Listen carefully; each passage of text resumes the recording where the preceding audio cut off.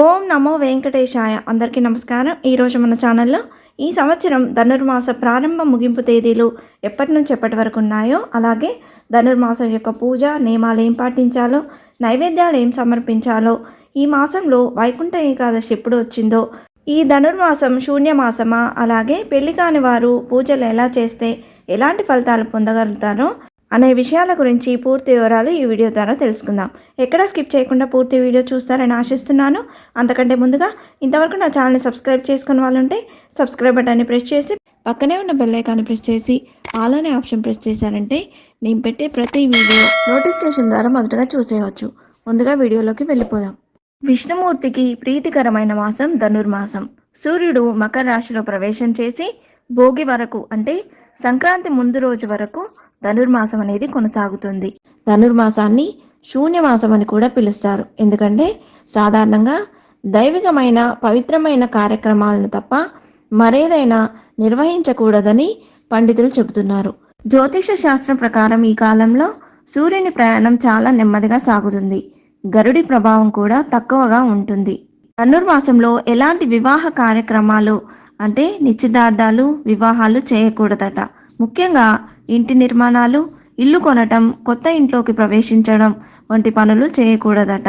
మరోవైపు కొత్తగా ఏదైనా వ్యాపారం ప్రారంభించినా అనేక నష్టాలను ఎదుర్కోవాల్సి వస్తుందట. ఎందుకంటే ఈ సమయంలో సూర్యుడు బలహీనంగా ఉంటాడు కాబట్టి. ఈ కారణంగానే శుభకార్యాలను చేపట్టకూడదని పెద్దలు చెప్తున్నారు. ఈ 2025 సంవత్సరంలో ధనుర్మాస ప్రారంభ ముగింపు తేదీలు ఎప్పటి నుంచి ఎప్పటి వరకు ఇప్పుడు తెలుసుకుందాం.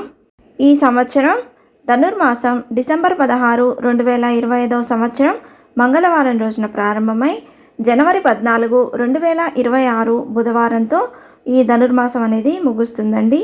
ధనుర్మాసంలో విశేషంగా జరుపుకునేటువంటి వైకుంఠ ఏకాదశి, ముక్కోటి ఏకాదశిని డిసెంబర్ 30, 2025 సంవత్సరం మంగళవారం రోజు జరుపుకోనున్నాము. ఈ ధనుర్మాసంలో ఉభయ సంధ్యలో అంటే బ్రహ్మముహూర్తంలో ఇల్లు శుభ్రం చేసి దీపారాధన చేయడం వల్ల మహాలక్ష్మి అనుగ్రహం లభిస్తుంది. దరిద్రం దూరం అవుతుంది. ఈ మాసంలో ప్రతిరోజు బ్రహ్మముహూర్తంలో పారాయణం చేసిన వారు దైవానుగ్రహానికి పాత్రలవుట తథ్యమని శాస్త్రవచనం.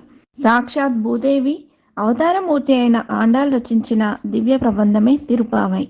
ద్రావిడ భాషలో తిరు అనగా పవిత్రమైన, పావై అనగా వ్రతం, ప్రబంధమని అర్థం.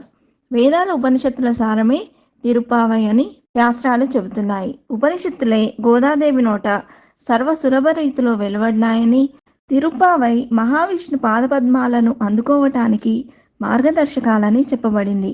ఈ మాసంలో విష్ణువును మధుసూదనుడు అనే పేరుతో పూజించి మొదటి 15 రోజులు చక్ర పొంగలి కానీ పులగం కానీ స్వామికి నైవేద్యంగా సమర్పించాలి. తర్వాత 15 రోజులు దధ్యోజనం సమర్పించాలి. పెళ్ళిడు అమ్మాయిలు తమ ఇళ్ల ముందు ముగ్గులు, గొబ్బిళ్లతో పూజలు చేయటం వల్ల కోరిన వరుడు లభిస్తాడు. గోదాదేవి మార్గలి వ్రతం పేరుతో విష్ణువును ధనుర్మాసమంతా పూజించింది. ధనుర్మాస వ్రతం చేసేవారు పాటించాల్సిన నియమాలు ఏమిటో ఇప్పుడు తెలుసుకుందాం. ధనుర్మాస వ్రతం కోసం పంచలోహంతో కానీ, రాగి లోహంతో కానీ, లేదా ఇత్తడి లోహంతో కానీ, వెండి లోహంతో కానీ ఇలా ఏదైనా లోహంతో తయారైన శ్రీ మహావిష్ణువు విగ్రహాన్ని ఇంట్లో ఏర్పాటు చేసుకోవాలి. ఈ విగ్రహానికి రోజు ఆవు పాలు, కొబ్బరి నీళ్లు, పంచామృతాలతో అభిషేకం చేయాలి.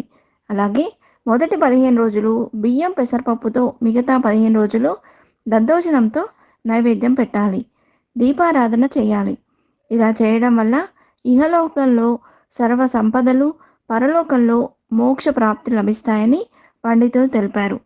ఇంట్లో శ్రీ మహావిష్ణు విగ్రహం లేనివారు లక్ష్మీనారాయణ పూజ చేయవచ్చని పండితులు తెలిపారు. ఇందుకోసం లక్ష్మీనారాయణ చిత్రపటానికి గంధం, కుంకుమతో బొట్లు పెట్టాలి. తర్వాత ఆవు నెయ్యితో దీపం వెలిగించి పంచోపచారం చేయాలి. అలాగే పచ్చకర్పూరంతో హారతి ఇవ్వాలి. ఇంకా పచ్చకర్పూరం కలిసిన ప్రసాదాన్ని నైవేద్యంగా పెట్టాలి. అలాగే గోదాదేవి రాసిన తిరుపావై పాశురాలను రోజు పఠించాలి. ధనుర్మాస వ్రతం చేపట్టేవారు రోజు 2 మంత్రాలను పఠిస్తూ పూజ చేయాలని పండితులు తెలిపారు. అవి 1 ఓం శ్రీ గోదాదేవి సహిత రంగనాథ స్వామిని నమః అని, 2వది గోదాదేవి అష్టోత్తరంలోని ఓం శ్రీరంగ నిలయాయై నమః ఈ 2 మంత్రాలను జపించడం వల్ల ఇంట శుభాలు కలుగుతాయని పండితులు తెలిపారు. ఈ ధనుర్మాసంలో విష్ణు సంబంధ ఆలయానికి వెళ్తే గంధం కానీ వెన్నపూసను కానీ భక్తులకు పంచాలని పండితులు తెలిపారు. అలాగే అగ్నిపురాణం ప్రకారం ధనుర్మాసంలో విష్ణు సంబంధ ఆలయానికి వెళ్ళినప్పుడు ఆలయానికి ఏదైనా దానం ఇవ్వాలి. అది పూజా వస్తువు కావచ్చు లేదా ధనాన్ని దానంగా ఇవ్వచ్చు. ఈ మాసంలో సంపంగి పూలతో విష్ణుమూర్తిని పూజిస్తే కుజదోషం తొలగిపోతుందని, అలాగే ఆర్థిక సమస్యలు ఉన్నవారు తెల్లగన్నేరు పూలతో పూజించడం వల్ల ఆర్థిక సమస్యలు తొలగుతాయని పండితులు తెలిపారు. ఈ వ్రతం వల్ల మోక్షం సిద్ధిస్తుంది. శ్రీకృష్ణుని ధనుర్మాసం 4 రోజులు తులసిమాల సమర్పించే యువతులకు నచ్చిన వరునితో వివాహం జరుగుతుంది. ధనుర్మాసం వ్రతం దీని గురించి మొదట బ్రహ్మదేవుడు నారద మహర్షికి వివరించినట్లు పురాణ కథనం. ధనుర్మాస వ్రతానికి సంబంధించిన అంశాలు బ్రహ్మాండ, ఆదిత్య పురాణాల్లో, భాగవతంలో, నారాయణ సంహితలో కనిపిస్తాయి. ఈ 4 రోజులు విష్ణు కథలను చదవటం, తిరుప్పావై పఠించడం చేయాలి. 4 రోజులు చేయలేని వారు 15 రోజులు, 8 రోజులు లేదా కనీసం 1 రోజైనా ఆచరించవచ్చు. వివాహం కాని మంచి కోరికలు కలిగిన వారు తిరుప్పావై పారాయణం చేయడం వల్ల అవి ఫలిస్తాయని భావిస్తారు. విష్ణు చిత్తుడు కుమార్తె అయిన గోదాదేవి మానవ మాతృలని కాక రంగనాథుణ్ణి వివాహం చేసుకుంటానని దీక్ష ఉంటుంది.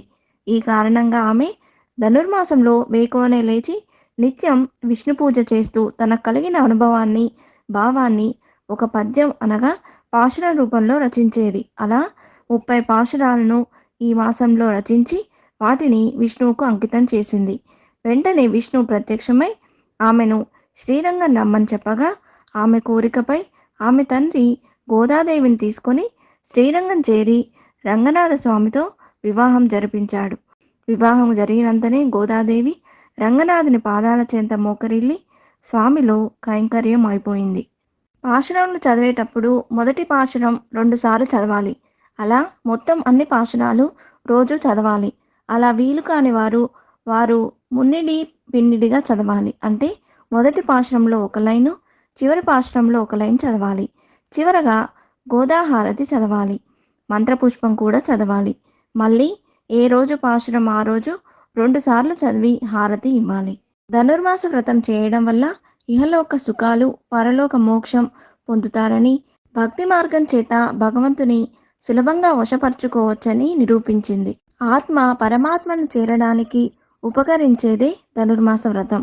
ఈ తిరుప్పావై పారాయణ చేసిన వారికి, తిరుప్పావై గానశ్రవణం చేసిన వారికి ఆయురారోగ్య, అష్టైశ్వర్య, ముక్తి ప్రదాయం కలుగుతుందని శాస్త్రాలు చెప్తున్నాయి.